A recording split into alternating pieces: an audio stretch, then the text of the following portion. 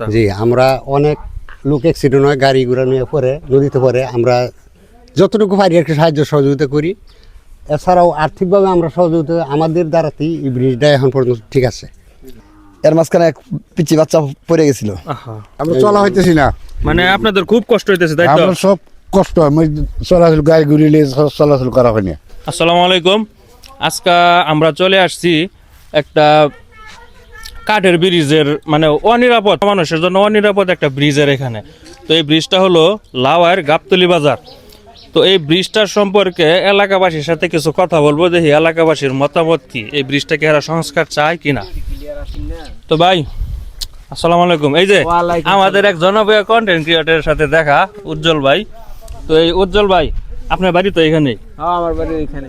তা আপনার বাড়িটা এখানে থাকতে এই ব্রিজটা এরকম, এটাকে আপনি তুলে দিয়েছেন কোনো সময় ভিডিওতে? হ্যাঁ, ভিডিও তো করছিলাম আমি।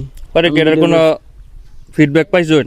ফিডব্যাক বলতে দেখাই যে আপাতত এরকম করে দিচ্ছে, কিন্তু পানি আসলে তো পানা বাজ্যা আপনার ব্রিজ যে কোনো সময় উল্টে যেতে পারে। আর এটার যারা পরিশ্রম করছে সবচেয়ে বেশি, এমনি একজন লোক আছে, ওই যে মুরব্বী। হ্যাঁ, এই মুরব্বী, যারা এই প্রথম শুরুতে যারা এই ব্রিজ বা রাস্তা বা এই বাজার সবকিছুর ওই অবদান তাদের।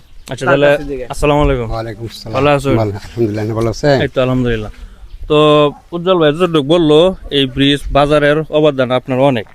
তো এই ব্রিজ সম্পর্কে, মানে এই ব্রিজটা কি সংস্কার চান আপনারা? জি জি, হ্যাঁ জি, সংস্কার চাই। মানে আমরা অনেক রাজনৈতিক ব্যক্তিত্বের কাছে আমাদের হাত অনেকবারই ভাবছি, কিন্তু কোনো সাহায্য সহযোগিতা না পাওয়াতে আদৌ পর্যন্ত এই যে এরকম বেহাল অবস্থা। বেহাল অবস্থা। জি, আমরা অনেক লোক অ্যাক্সিডেন্ট হয়, গাড়ি ঘোড়া নিয়ে পরে নদীতে পরে, আমরা যতটুকু পারি আর কি সাহায্য সহযোগিতা করি।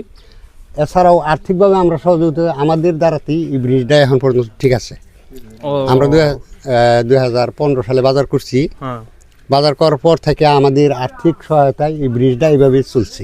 এইভাবে? জি, কিন্তু এখন পর্যন্ত কোন, মানে উপর মহলের চক্ককে এই ব্রিজটা পড়ে না, পরে তারা বলে করে দিব, বাস মানে কইরা দিব, কইরা আপনি করে সান্তনা দেয়া জায়গা চলে যায়। এরপর তো এই ভিডিওটার মাধ্যমে আরো দু একজনের সাথে একটু কথা বলবো। হুমায়ুন ভাই এদিকে। আচ্ছা, এদিকে আও আগে তুমি। আচ্ছা আচ্ছা, যাই হোক। আচ্ছা রুবেল, আমরা এখন এরকম এক ব্যক্তির কাছে আমরা আমরা আশা আছি যে দেখি আল্লাহ কোনো লোককে পাঠায় কিনা এই ব্রিজটা করার জন্য, এরকম আর কি। এছাড়া তো আর বিকল্প নাই। আচ্ছা যাই হোক, রুবেল এই যে সেও কিন্তু আমার এক বড় ভাই।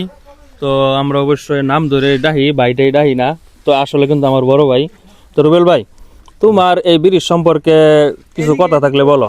এই ব্রিজটা যার ফলে কাশীগঞ্জ বাজার থেকে